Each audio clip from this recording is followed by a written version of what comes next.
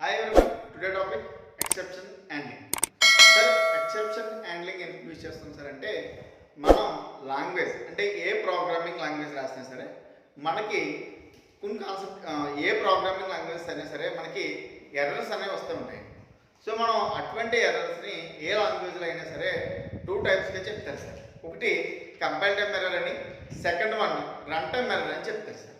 అంటే ఇక్కడ compile time error అంటే ఏంటి, రన్ టైమ్ ఎర్రర్ అంటే ఏంటి సార్? కంపైల్ టైమ్ ఎర్రర్ అంటే మనం ప్రోగ్రామ్ చేసినప్పుడు కనుక అక్కడ మిస్టేక్స్ వస్తాయి. అంటే ప్రోగ్రాంలో సెమీకోలన్స్ కానీ ఇన్వర్టెస్ కామర్స్ కానీ లేకపోతే మీరు ఏదైనా వేరియబుల్ డిక్లేర్ చేసి దాన్ని కరెక్ట్గా ఎగ్జాక్ట్గా చూపించకపోయినా కానీ సో మీరు కరెక్ట్గా ప్రోగ్రాంలో కొన్ని మిస్టేక్స్ అంటే కొన్ని వాల్యూస్ అన్ని ఇవ్వకపోయినప్పుడు కానీ ఇక్కడ వచ్చే ఎర్రర్స్ అన్నట్లు కూడా ఏం చెప్తారంటే కంపైల్ టైమ్ ఎర్రర్స్ అంటారండి. అంటే ప్రోగ్రాంలో మీరు చేసే మిస్టేక్స్ అన్నీ కూడా ఏం జరుగుతాయి అంటే చిన్న చిన్న మిస్టేక్స్ అన్నీ కూడా మీకు ఏం చూపిస్తుంది అంటే కంపైల్ టైమ్ ఎర్రర్స్ అని చూపిస్తుంది. అంటే కంపైల్ టైమ్ ఎర్రర్స్ అన్నీ కూడా ప్రోగ్రామ్ పాయింట్ ఆఫ్ వ్యూలో ఎర్రర్స్ చూపిస్తుంది.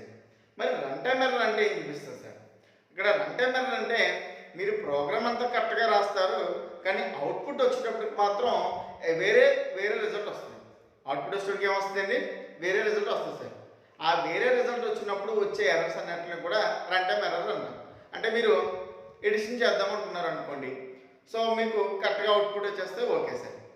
అదే డెసిమల్ వాల్యూస్తో కనుక ఎడిషన్ చేద్దాం అనుకున్నారు అనుకోండి, అప్పుడు అవుట్పుట్ అన్నది డెసిమల్ వాల్యూస్ కాకుండా అప్పుడు మీకు మామూలు పాజిటివ్ వాల్యూస్ వచ్చేసింది అనుకోండి, అప్పుడు వచ్చే ఎర్రర్స్ అన్ని కూడా రన్ టైమ్ ఎర్రర్స్ సార్. అంటే దానికి మనం చిన్న ఎగ్జాంపుల్గా మాట్లాడుకుందాం. ఫస్ట్ మన ఎర్రర్స్ అనే ముందు ఎర్రర్స్ కూడా డిస్కస్ చేస్తున్నాను.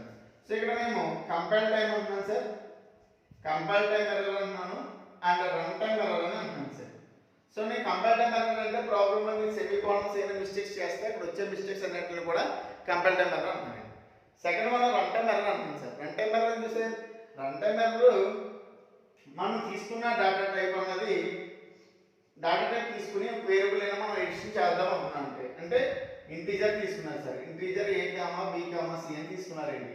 సో మీరు ఇంటీజర్లో C is equal to A plus B అని ఇచ్చారు సార్. సో ఇక్కడ మీరు ఏ వాల్యూ 2 అని బి వాల్యూ 3 అని ఇచ్చారండి. సో మీరు ఎప్పుడైతే ఏ వాల్యూ 2 బి వాల్యూ 3 అని ఇచ్చారో మీ అవుట్పుట్ 5 అని వస్తుంది సార్. ఇక్కడ మీకు ఎర్రర్స్ అని చూపించిందంటే ఎగ్జాక్ట్ అవుట్పుట్ చూపిస్తుంది సార్.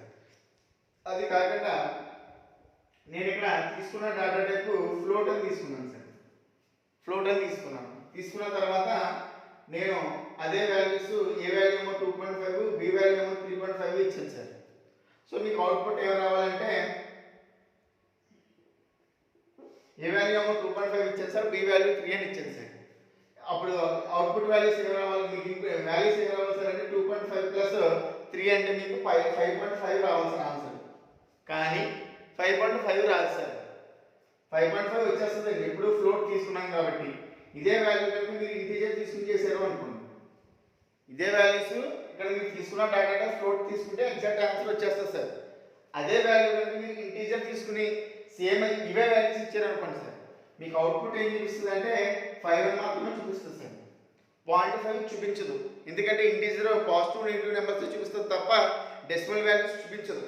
ఫ్లోట్ అయితే డెసిమల్ వాల్యూస్ చూపిస్తుంది. సో అందుకు ఏంటంటే మీకు యొక్క ప్రోగ్రామ్ అంతా కరెక్టే, రన్ టైంలో చేసిన కాన్సెప్ట్ కూడా కరెక్టే, కానీ ఎక్కడ మిస్టేక్ వచ్చింది సార్ అంటే మీరు అనుకున్న అవుట్పుట్ ఏదైతే ఉందో ఆ అవుట్పుట్ కరెక్ట్ కాదు సార్, అది రాంగ్గా డిస్ప్లే అయింది. అలా వచ్చే ఎర్రర్స్ని మనం రన్ టైమ్ ఎర్రర్స్ అని అంటాం సార్. సో మరి ఇక్కడ ఎక్సెప్షన్ హ్యాండ్లింగ్ అని చెప్పేసి కంపైల్ టైమ్ రన్ టైమ్ చెప్తున్నాను అనుకుంటే ఈ ఎక్సెప్షన్ హ్యాండ్లింగ్ చేసే పని ఏంటంటే ఈ రన్ టైమ్ ఎర్రర్స్లో కనుక వచ్చే మిస్టేక్స్ని రెక్టిఫై చేసేదే ఎక్సెప్షన్ హ్యాండ్లింగ్. ఎక్సెప్షన్ హ్యాండ్లింగ్ ఏంటి సార్? రన్ టైంలో ఎర్రర్స్ వస్తాయని చెప్తున్నాము, ఆ ఎర్రర్స్ని మనం రెక్టిఫై చేసుకుని మనకి ఏదైతే ప్రోగ్రామ్ హ్యాండిల్ చేయగలదో దాన్ని మనం ఎక్సెప్షన్ హ్యాండ్లింగ్ అంటాం సార్. ఒకసారి ఎక్సెప్షన్ హ్యాండ్లింగ్ గురించి చూడండి. నేను exception is an condition that is caused by a run time error in a programs. ఎక్సెప్షన్ అన్నది కండిషన్ అండి. దీని రీజన్ ఏంటి సార్ అంటే ఇది ఎక్కడ వర్కింగ్ అవుతుందంటే మనకు రన్ టైమ్ ఎర్రర్స్ ఏదైతే వస్తున్నాయో ప్రోగ్రాంలో ఆ ప్రోగ్రామ్కి సంబంధించిన రీజన్ ఏదైతే ఉందో ఆ రీజన్ చెప్పడానికి ఎక్సెప్షన్ హ్యాండ్లింగ్ వర్కింగ్ అవుతుంది సార్. రన్ టైమ్ ప్రోగ్రామ్స్లో ఏదైతే మనకి ఎర్రర్స్ వస్తున్నాయో ఆ ఎర్రర్స్ యొక్క రీజన్ చెప్పడానికి ఏం ఉపయోగిస్తుంది సార్? దాని కండిషన్ అంతా కూడా మార్చుకోవడానికి కానీ లేదా కండిషన్ అప్లై చేయడానికి ఎక్సెప్షన్స్ అనేది ఉపయోగిస్తారు సార్. అంటే ఇప్పుడు ఎక్సెప్షన్ అనేది వర్కింగ్ ఏంటి సార్? ఇది రన్ టైమ్ ఎర్రర్స్లో దాన్ని రన్ టైమ్ ఎర్రర్స్ వచ్చే ఎర్రర్స్ మనకి రెక్టిఫై చేసేది ఎక్సెప్షన్ సార్. అటువంటి ఎర్రర్స్ ఎన్ని వస్తాయంటే మనకి ఎక్సెప్షన్లో ఈ రన్ టైమ్ ఎక్సెప్షన్ హ్యాండ్లింగ్లో మనకి 3 టైప్స్ ఆఫ్ ఎర్రర్స్ డిస్ప్లే అవుతాయి సార్. ఒకటి సింటాక్స్ ఎర్రర్ అండి, 2 run time error sir, third one logical error. Syntax error, run time error, logical error. So ఈ 3 ఎర్రర్స్ మనకి ఎక్సెప్షన్ హ్యాండ్లింగ్లో వస్తాయి sir. Sir first syntax error అండి, అంటే మీరు రాస్తున్న ప్రోగ్రాము మీరు రాస్తున్న ప్రోగ్రామ్ కాన్సెప్ట్ ఒకటి, కానీ మీరు దాని యొక్క సింటాక్స్ వేరేగా చేంజ్ చేశారు అనుకోండి సార్. అప్పుడు దాన్ని మీరు అనుకున్న ప్రోగ్రాము మీరు రాసిన సింటాక్స్కి టాలీ ఉన్నప్పుడు ఖచ్చితంగా ఏమవుతుందంటే ప్రోగ్రామ్ అన్నది చేంజ్ అవుతుంది సార్. నేను దానికి ఎగ్జాంపుల్ చెప్పాలనుకుంటే మీరు వైలు డూ వైల్ అనే ప్రోగ్రామ్ రాస్తారు అనుకోండి సార్. వైలు డూ వైల్ రాసినప్పుడు మీరు ప్రోగ్రామ్ కాన్సెప్ట్ అంతా కూడా వైల్లోనే రాయాలి. సో అప్పుడు ప్రోగ్రామ్ కరెక్ట్గా వస్తుంది సార్. కాకుండా మీరు ఏం చేశారంటే వైల్ కండిషన్ ప్రోగ్రామ్ కాన్సెప్ట్ పెట్టుకుని దాంట్లో డూ వైల్ యాడ్ చేస్తారు అనుకోండి సార్. అప్పుడు ఏం జరుగుతుంది సార్, అది సింటాక్స్ అనేది మారిపోతుంది. దాని సింటాక్స్ వేరు సార్, దీని సింటాక్స్ వేరు. అంటే సింటాక్స్ చేంజ్ చేసుకున్న ప్రోగ్రామ్ కనుక మనం యూజ్ చేసేస్తే అప్పుడు వచ్చే ఎర్రర్స్ అన్నింటిని కూడా మనం ఇందులో చెప్తామంటే సింటాక్స్ ఎర్రర్ అని చెప్తాం సార్. మరి రన్ టైమ్ ఎర్రర్ ఏం చూసారంటే మీరు అనుకున్న వాల్యూ ఒకటి, కానీ మీరు తీసుకున్న అవుట్పుట్ వేరు. సో అక్కడ ప్రోగ్రామ్ అంతా కరెక్టే, మీరు రాసిన సింటాక్స్ అంతా కరెక్టే, కానీ మీ అవుట్పుట్ అనుకున్న ఎగ్జాక్ట్ అవుట్పుట్ అది కాదు. ఆ అవుట్పుట్ కరెక్ట్గా మెయింటైన్ చేయడానికి కరెక్ట్గా చెప్పేదంతా కూడా రన్ టైమ్ ఎర్రర్ సార్. అంటే మీరు ఇక్కడ syntax correct, program correct, so ఓవరాల్గా మీకు వచ్చే అవుట్పుట్ కూడా ఓకే, కానీ అవుట్పుట్ ఏంటి సార్, ఎగ్జాక్ట్ అవుట్పుట్ కాదు, దానికి వేరే అవుట్పుట్ వచ్చింది. అలా ఎనదర్ అవుట్పుట్ ఏదైనా వచ్చిందంటే అక్కడ వచ్చే ఎర్రర్స్ అన్నింటిని కూడా మనం రన్ టైమ్ ఎర్రర్స్ అని చెప్తాం sir. Logical error sir, logical error అంటే మన ఈ సింటాక్స్ ఎర్రర్, రన్ టైమ్ ఎర్రర్స్ని రెండింటిని కూడా కొన్నిసార్లు లాజికల్గా ఆ ఎర్రర్స్ని మనం మెయింటైన్ చేయలేదు సార్. అంటే కొన్నిసార్లు సపోర్ట్ చేయలేదు సార్. కొన్ని ప్రోగ్రామ్స్ కొన్ని ఆపరేటింగ్ సిస్టమ్కే సపోర్ట్ అవుతుంది. సి లాంగ్వేజ్లో మనం ఫంక్షన్స్ ఉపయోగిస్తాం అండి, సి లాంగ్వేజ్లో మనం స్ట్రింగ్ పాయింటర్స్ ఉపయోగిస్తాం సార్. జావా లాంగ్వేజ్లో పాయింటర్స్ ఉపయోగించాం. సో దాని రిలేటెడ్గా మనం జావాలో కూడా ప్రోగ్రామ్ రాసేద్దాం అనుకుంటే అక్కడ ఎర్రర్ అనేది మీరు ఫైండ్ అవుట్ చేయలేదు సార్. సో లాజికల్ ఎర్రర్ అంటే కొన్ని సిస్టమ్ దగ్గర మనం లేదా కొన్ని ప్రోగ్రామ్స్ అది ఇంప్లిమెంట్ అవ్వదు, అటువంటి టైంలో కూడా మీరు యూజ్ చేసేసి వర్క్ చేద్దామంటే ప్రోగ్రామ్ సపోర్ట్ చేశారు. మన ఫోన్లోనే చూస్తూ ఉంటాం సార్, కొన్ని ఫైల్స్ మీరు ఆల్రెడీ ఇన్స్టాల్ అయిపోతాయి, ఇక్కడ ఓపెన్ చేద్దామంటే నాట్ సపోర్టెడ్ అని వస్తాయి సార్. ఎందుకు వస్తాయి సార్ అంటే అక్కడ మీకు ఇన్స్టాల్మెంట్ అయిపోయింది, మీ ఫోన్లో కూడా డిస్ప్లే అవుతుంది, కానీ ఏమవుతుందంటే ఓపెన్ అవ్వట్లేదు. అక్కడ ఓపెన్ అవుతలేదంటే దానికి సంబంధించిన లాజిక్ లేకపోతే దానికి సంబంధించిన రిలేటెడ్ ఇన్ఫర్మేషన్ అనేది మనకు మిస్ అవ్వడం అనేది జరుగుతుంది సార్. అలా ఎప్పుడైతే మిస్ అవుతుందో అక్కడ మనకి ఎర్రర్ అనేది కూడా ఫైండ్ అవుట్ చేసినట్టే, అలా ఎర్రర్ని ఫైండ్ అవుట్ చేసేది లాజికల్ ఎర్రర్ సార్. సో మనం ఎక్కువ దేని గురించి డిస్కస్ చేసుకుంటామంటే రన్ టైమ్ గురించి ఎక్కువ డిస్కస్ చేసుకుంటాం sir. Syntax error and logical error కూడా తక్కువ వస్తాయి, కానీ most of the choice run time errors ఎక్కువ వస్తాయి సార్. ఎందుకు సార్ రన్ టైమ్ ఎర్రర్స్ ఎక్కువ వస్తాయి అంటే, ఎందుకంటే మీకు ప్రోగ్రామ్ ఎక్కడ కూడా ఇబ్బంది అనిపించదు సార్. మీకు ప్రోగ్రామ్ కూడా ఎట్టి పరిస్థితుల్లో కూడా ఇది ఇబ్బంది అనిపించదు, ఎందుకంటే మీ ప్రోగ్రామ్ సింటాక్స్ కరెక్ట్గా రాసేస్తారు, అవుట్పుట్ కూడా వచ్చేస్తే మీరు ఏది ఇచ్చిన వాల్యూ చూపించేస్తుంది. కానీ దానికి ఎగ్జాక్ట్ అవుట్పుట్ అన్నది చూపించలేదు సార్. ఆ ఎగ్జాక్ట్ అవుట్పుట్ చూపించలేదు కాబట్టి మనకి రన్ టైమ్ ఎర్రర్ అన్నది మనకి ఎక్కువగా డిస్ప్లే అవ్వడం జరుగుతుంది. అందుకే చిన్న ఎగ్జాంపుల్ ఇచ్చాను సార్, ముందు చెప్పిన ఎగ్జాంపుల్ పరంగా ఉంటుంది. నేను జావా స్క్రిప్ట్ అనే కాన్సెప్ట్లో చిన్న ప్రాబ్లం ఏం చేశానంటే A=4 అని తీసుకున్నాను సార్, B=0 అని తీసుకున్నాను సార్. సో ఆన్సర్ ఏమొస్తుందంటే C=A/B అని రాశాను సార్. అంటే నేను ఏ వాల్యూ తీసుకున్నాను, B వాల్యూ తీసుకున్నాను, C=A/B అని తీసుకున్నాను సార్. సో ఆన్సర్ ఏం రావాలంటే 4/0 సార్. 4/0 అన్నది ఇన్ఫినిటీ సార్. నాకు చెప్పలేదు సార్. అంటే ఏంటి, మీకు అక్కడ ఆన్సర్ ఎగ్జాక్ట్ అవుట్పుట్ వస్తుంది సార్ అంటే ఆన్సర్ రావట్లేదు సార్. ఇక్కడ మనం టాలీ చేయలేదు సార్. ఎప్పుడైతే B వాల్యూ 0 అయిపోయిందో ఇక్కడ మనం టాలీ చేసి ఆన్సర్ చెప్పలేదు. సో ఇక్కడ ఏం జరుగుతుంది సార్, మీరు రాసిన ఆన్సర్ అంతా కరెక్టే, మీరు రాసిన తీసుకున్న వాల్యూస్ అన్నీ కరెక్టే, మీరు రాసిన ఇక్కడ ప్రాబ్లం యొక్క సింటాక్స్ కూడా కరెక్టే. బట్ ఏం జరుగుతుంది సార్ అంటే మీకు ఎగ్జాక్ట్ అవుట్పుట్ అనేది డిస్ప్లే చేయలేకపోతుంది. ఇలా ఎగ్జాక్ట్ అవుట్పుట్ మనం డిస్ప్లే చేయకపోతే ఆ కాన్సెప్ట్ మనం ఏం చెప్తాం సార్ అంటే ఎక్సెప్షన్ హ్యాండ్లింగ్ అని చెప్తాం సార్. సో మరి ఈ ఎక్సెప్షన్ హ్యాండ్లింగ్ రీచ్ చేయడానికి లేదా ఈ ఎక్సెప్షన్ హ్యాండ్లింగ్కి మనల్ని కంటిన్యూ చేయడానికి, ప్రోగ్రామ్ కంటిన్యూ చేయడానికి మనం 2 స్టేట్మెంట్స్ వాడతాం sir. Try and catch statement గురించి మాట్లాడుకుంటాం. సో ట్రై క్యాచ్ ఏం చేస్తుందంటే దీని యొక్క ప్రోగ్రామ్ని హ్యాండిల్ చేస్తుంది సార్. మెయిన్లీ ఒకసారి ఎక్సెప్షన్ హ్యాండ్లింగ్ గురించి చెప్తామండి. ఎక్సెప్షన్ హ్యాండ్లింగ్ అంతా కూడా ఎర్రర్స్ ఫైండ్ అవుట్ చేయడానికి అండి. సో ఎర్రర్స్ని రెక్టిఫై చేస్తుందండి. ఏ ఎర్రర్స్ అంటే రన్ టైంలో వచ్చే ఎర్రర్స్ అండి. మన ఎక్సెప్షన్ హ్యాండ్లింగ్లో syntax error, logical error and run time errors use చేస్తాం సార్.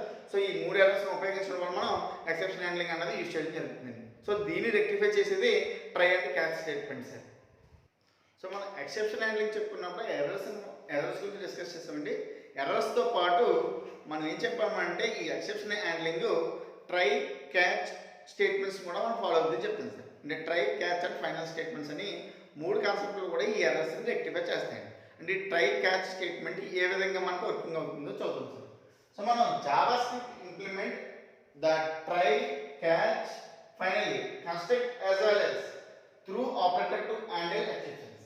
సార్ ఎక్సెప్షన్ని హ్యాండిల్ చేయాలంటే మనకి ఏ స్టేట్మెంట్స్ మనకి ఎగ్జిక్యూట్ అవుతున్నాయి సార్ అంటే try statement, catch and final, దాంతోపాటు త్రూ అనే కీవర్డ్ యూజ్ చేసుకుని మనం ప్రోగ్రామ్స్ అనేది రాస్తాం. సో సారీ ఈ త్రూ ఎక్సెప్షన్ అనేది వర్కింగ్ అవుతుంది. Next one the try statement let you handle the error. Try statement ఏం చేస్తుంది అంటే సార్ ఎర్రర్ని హ్యాండిల్ చేస్తుంది. ట్రై స్టేట్మెంట్ చేసే పని ఏంటి సార్ ఎర్రర్స్ని హ్యాండిల్ చేస్తుంది. You can catch programmer generated and run time exceptions but cannot catch Java script syntax errors. Sir try statement ఏం చేస్తుందంటే ఎర్రర్స్ని హ్యాండిల్ చేస్తుందని చెప్తున్నాను. క్యాచ్ స్టేట్మెంట్ ఏం చేస్తుందంటే రన్ టైంలో వచ్చే ఎక్సెప్షన్ని జనరేట్ చేస్తుంది. ట్రై స్టేట్మెంట్ ఏం చేస్తుంది సార్ ఎర్రర్స్ని హ్యాండిల్ చేస్తుంది. మీకు క్యాచ్ స్టేట్మెంట్ ఏం చేస్తుంది అంటే రన్ టైంలో వచ్చే ఎక్సెప్షన్స్ అంటే రన్ టైంలో వచ్చే ఎర్రర్స్ని ప్రోగ్రామర్ జనరేట్ చేస్తుంది. కానీ క్యాచ్ స్టేట్మెంట్ ఏం చేయిస్తారంటే సింటాక్స్ ఎర్రర్ని క్యాచ్ స్టేట్మెంట్ చేయలేస్తారు. కేవలం ఎక్కడ చేయగలదంటే రన్ టైమ్ ఎర్రర్స్లో వచ్చిన ప్రాబ్లం మాత్రమే చెప్పగలదు ఎవరు క్యాచ్ స్టేట్మెంట్.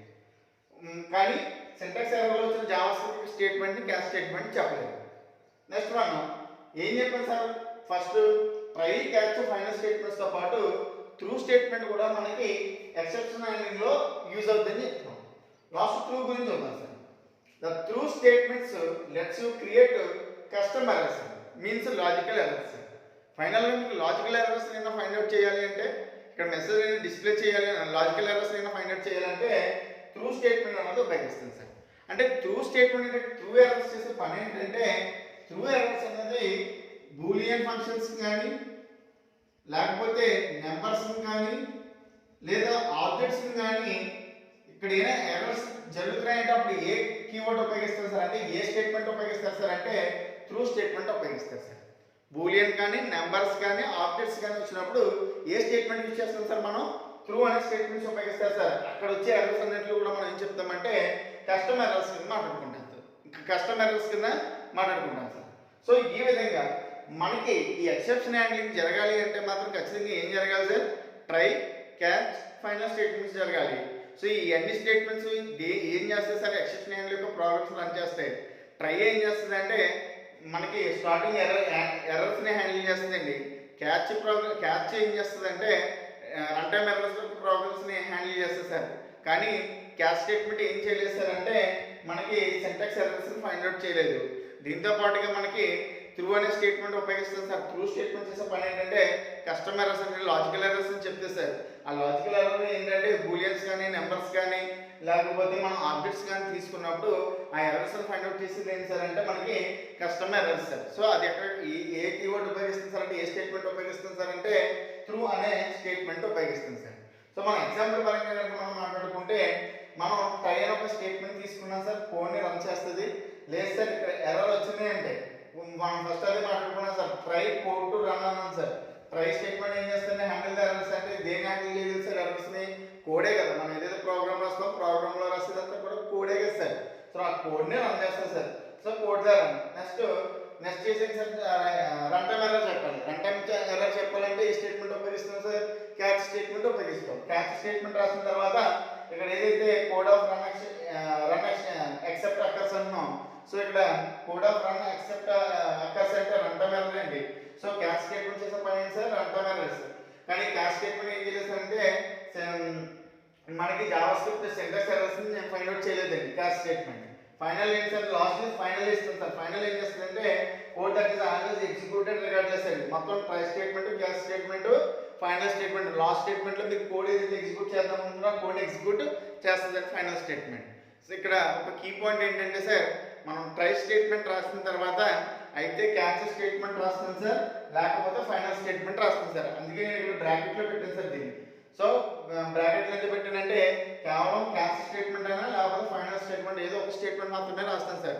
క్యాచ్ ఫైనల్ కూడా రాయను, అందుకే బ్రాకెట్లో పెట్టాను సార్. దీన్ని మళ్ళీ ఇది కూడా ఉంటుంది, స్టేట్మెంట్ ఉంటుందని.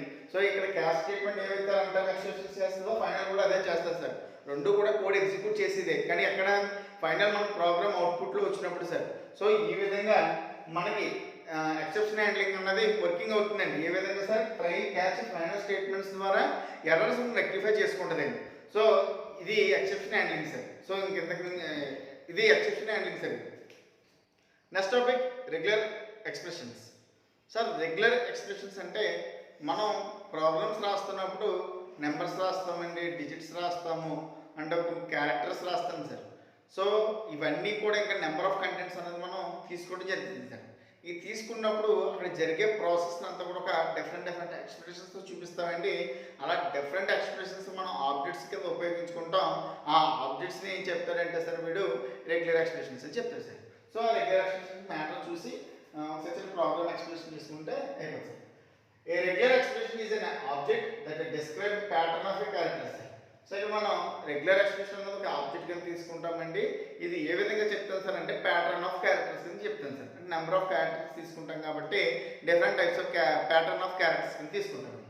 Next one, regular expression are used to perform pattern matching and searching and replace function and test sir. మన ఇక్కడ ఇంకెక్కడ ఉపయోగపడుతుంది సార్ అంటే ప్యాటర్న్ మ్యాచింగ్ సార్. అంటే మల్టిపుల్ ఎలిమెంట్స్ అంటే ఇప్పుడు వేరియబుల్ డిక్లేర్ చేస్తామండి. ఇక్కడ ప్యాటర్న్ మ్యాచింగ్ అంటే ఏం కాదు సార్, వేరియబుల్స్ డిక్లేర్ చేస్తాం. మనం ఒక ప్రోగ్రాంలో ఏబిసి అని ఇచ్చుకున్నామండి. తర్వాత మన అవుట్పుట్ ఏం రావాలనుకుంటున్నామంటే C=A+B అని రావాలని రాసుకున్నాం సార్. ఎప్పుడైతే C=A+B అని రాసుకున్నామో అంటే ఫస్ట్ మనం ఏం చేస్తాం సార్, వాల్యూస్ ఏబిసి ఇచ్చుకున్నాం, మళ్ళీ C=A+B అని రాసాం సార్. అంటే ఇక్కడ ఎలిమెంట్స్ ఇచ్చుకున్నాము, ఎలిమెంట్స్ రాసాము.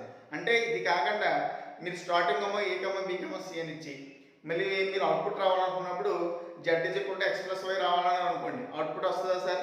రాదండి. కేవలం ఏదైతే వాల్యూస్ తీసుకున్నామో ఆ వాల్యూసే మళ్ళీ కంటిన్యూ చేస్తాం సార్. అలా చేస్తుంటే ప్యాటర్న్స్ అండి. నెక్స్ట్ మనం సెర్చింగ్ అండ్ రీప్లేస్ అండి. Searching and replace function and test sir. Already మనం స్ట్రింగ్ ఫంక్షన్స్ కానీ లేకపోతే అరేస్ కొన్ని ఫంక్షన్స్ కానీ మాట్లాడుకున్నప్పుడు రీప్లేస్ అనే పదం మాట్లాడాం సార్. ఏదైనా ఒక టెస్ట్ రాస్తున్నప్పుడు ఆ టెస్ట్ ప్లేస్లో ఎరేస్ అవ్వకుండా అదే ప్లేస్లో వేరే టెస్ట్ మనం రీప్లేస్ చేయడానికి ఉపయోగించేది సెర్చింగ్ అండ్ రీప్లేస్ అండి. సెర్చ్ చేస్తాం సార్, ఇంకోటి ఏం చేస్తాం, రీప్లేస్ చేస్తామండి. దేన్ని రీప్లేస్ చేస్తాం సార్ అంటే టెస్ట్ని రీప్లేస్ చేస్తామండి. నెక్స్ట్ వన్ ఎలా రాస్తాం సార్ అంటే ఇది ప్యాటర్న్, వేరియబుల్ ప్యాటర్న్ అని మాట్లాడుకుంటున్నాం కాబట్టి ప్యాటర్న్ అని చెప్పేసి new regular expressions pattern or attributes ఏమో ఉపయోగిస్తాం సార్ అంటే ఇక్కడ ప్యాటర్న్ ఉపయోగిస్తామండి, యాట్రిబ్యూట్స్ ఉపయోగిస్తాం. Variable patterns pattern or attributes అని చెప్తాం సార్. ఒకటి మనం రెగ్యులర్ ఎక్స్ప్రెషన్స్ ఉపయోగించినప్పుడు ప్యాటర్న్స్ అంటే ఎలిమెంట్స్ ఉపయోగిస్తామండి, అక్కడ ఉపయోగించే యాట్రిబ్యూట్స్ కూడా ఉపయోగిస్తాం. అండ్ ఇంకోటి ఏం చెప్తారు సార్ అంటే రెగ్యులర్ ఎక్స్ప్రెషన్ ఫిష్ ఫ్లో అనే రెండు పదాలు వాడుతూ ఉంటాడు. రెగ్యులర్ ఎక్స్ప్రెషన్స్లో న్యూ రెగ్యులర్ ఎక్స్ప్రెషన్స్ అని చెప్పేసి ఫిష్ ఫ్లో అనే రెండు పదాలు వాడుతూ ఉంటాయి సార్. అంటే మనకి డైరెక్షన్స్ అండి. ఫిష్ ఫ్లో అనేది అంటే ఏమంటున్నారండి, డైరెక్షన్స్ సార్. ఏ డైరెక్షన్లో ఏ విధంగా చేయాలి, లేదా ఏ ఎలిమెంట్ తీసుకోవాలి, ఏ ఎలిమెంట్ ఇందులో మనం యూజ్ చేస్తున్నాము, అంటే ఏది రిటర్న్ అవ్వాలి. సో ఇలాంటి ఎలిమెంట్స్ అన్ని కూడా మనం వర్క్ చేస్తుంది ఫిష్ ఫ్లో సార్. అంటే చూడండి, మనం ఒకసారి మనం కంప్యూటర్లో మనం ఏదైనా ప్రోగ్రామ్స్ ఇంటర్నెట్లో ఏదైనా ప్రోగ్రామ్స్ ఓపెన్ చేస్తున్నప్పుడు అంటే ఏదైనా వెబ్సైట్స్ సెర్చ్ చేస్తున్నప్పుడు లోడింగ్ పేజ్ అని కంటే వస్తూ ఉంటాయండి. హోమ్ పేజ్ అని లేకపోతే ఫైండ్ సర్వర్ అని ఇలాంటి పదాలు వస్తూ ఉంటాయి సార్. మళ్ళీ అట్లా చేయాలంటే మళ్ళీ రీఫ్రెష్ చేస్తూ ఉంటామండి. అంటే మళ్ళీ అక్కడికి వెళ్తే సార్ మళ్ళీ మీరు ఏదైతే సెలెక్ట్ చేసిన పేజ్కి మళ్ళీ రీఫ్రెష్ అవుతూ వస్తుందండి. అలా మల్టిపుల్ టైమ్స్ జరిగిన తర్వాత మళ్ళీ మీకు పేజ్ ఓపెన్ అవ్వడం అని లేకపోతే కంప్లీట్గా ఇది నాట్ ఫౌండ్ అని, రిజల్ట్ నాట్ ఫౌండ్ అని ఇలాంటి కొన్ని మెసేజ్లు డిస్ప్లే అవుతూ ఉంటాయి సార్. సో ఇలాంటి మెసేజ్లు అన్ని మనం డిస్ప్లే అవుతున్నప్పుడు అక్కడ జరిగే ప్రాసెస్ అంతా కూడా దేని మీద జరుగుతుంది అంటే రెగ్యులర్ ఎక్స్ప్రెషన్స్ అనే కాన్సెప్ట్ మీద జరుగుతుంది సార్.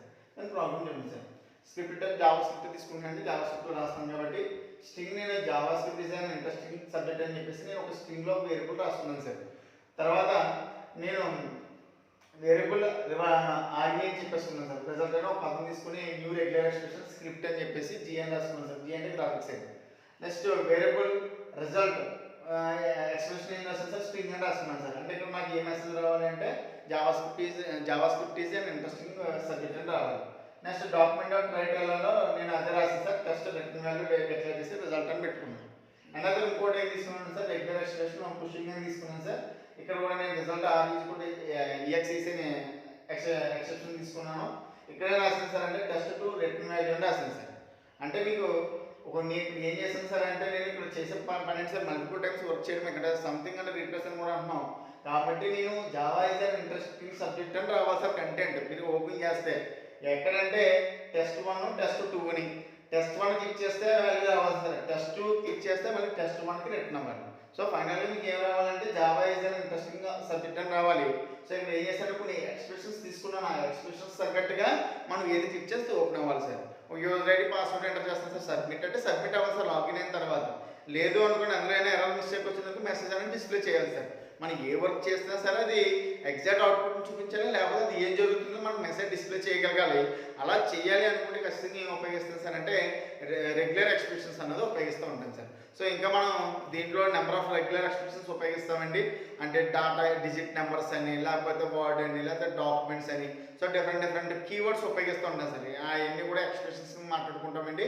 ఆ ఎక్స్ప్రెషన్స్ అన్ని కూడా మనం ఈ ప్రోగ్రామర్లో యూజ్ చేసి ప్రోగ్రామ్స్ అనేది రన్ చేసుకోవడం జరుగుతుంది సార్. సార్ లాస్ట్ టాపిక్ యూనిట్లో ఈవెంట్స్ అండి. అంటే ఈవెంట్స్ చేసే పని ఏంటి సార్ అంటే మనం ప్రోగ్రామ్ అయితే రాస్తాము, ప్రోగ్రామ్ రాస్తున్నారు, ప్రోగ్రామ్ రన్ అవుతుంది సార్. ఎక్కడ రన్ అవుతుందండి?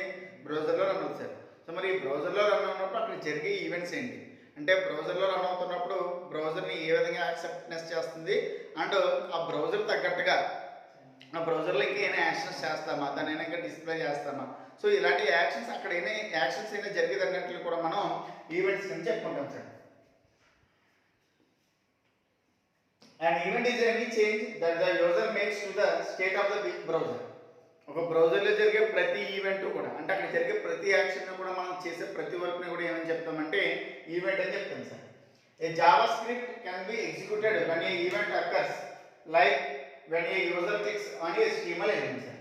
జావా స్క్రిప్ట్ ఏ విధంగా యాక్సెప్ట్ చేస్తుంది అంటే అది ఏ విధంగా ఎగ్జిక్యూట్ చేస్తుంది అంటే ఏ ఈవెంట్ అయినా సరే మనకి HTML ఎలిమెంట్ ద్వారానే చేస్తాం సార్.